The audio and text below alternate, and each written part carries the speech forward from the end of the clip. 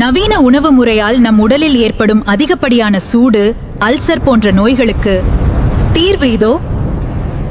நம் பாட்டிகள் கண்டறிந்த மகத்தான அமிர்தம்தான் இந்த வெந்தயம். இரத்த சர்க்கரையை கட்டுப்படுத்தி குடல் புண்ணை ஆற்றும் மருத்துவக் குணம் இதில் நிறைந்துள்ளது. வறுத்து அரைத்த வெந்தய பொடியின் மனம் சமையலறையை தாண்டி மனதை அமைதியாக்கும். மண் சட்டியில் தூய்மையான நல்லெண்ணெய் ஊற்றி கடுகு, வெந்தயம் தாளிக்க வேண்டும். பொரிந்து வரும் தாளிப்பில் கறிவேப்பிலையின் நறுமணம் சேரும்போது முழு பூண்டு பற்களையும் சின்ன வெங்காயத்தையும் சேர்த்து பொன்னிறமாக வதக்கிக் கொள்ளுங்கள். தக்காளியையும் காரத்திற்கு ஏற்ப குழம்பு மிளகாய் தூளையும் சேர்த்து எண்ணெய் பிரியும் வரை வதக்கவும்.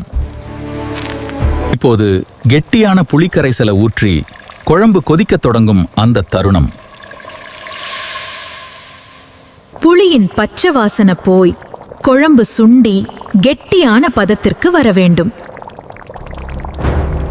கடைசியாக நாம் அரைத்து வைத்துள்ள வெந்தய பொடியை தூவும் போது பிறக்கும் அந்த ருசி. புளிப்பை சமன் செய்ய ஒரு சிறிய துண்டு வெல்லம் சேர்ப்பது நமது பாரம்பரிய சூட்சுமம். எண்ணெய் மிதந்து வர மணக்க மணக்க வெந்தய குழம்பு தயார்.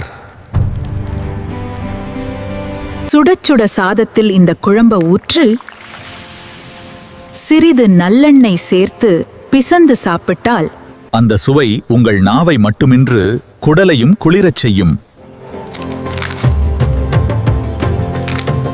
உணவே மருந்து என்பதை உலகுக்கு உணர்த்திய நம் பாரம்பரியத்தை மீட்டெடுப்போம்.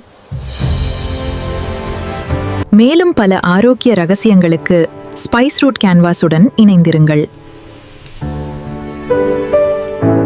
இந்த அற்புதமான குழம்பை சமைத்து மகிழுங்கள். நலமுடன் வாழ்க.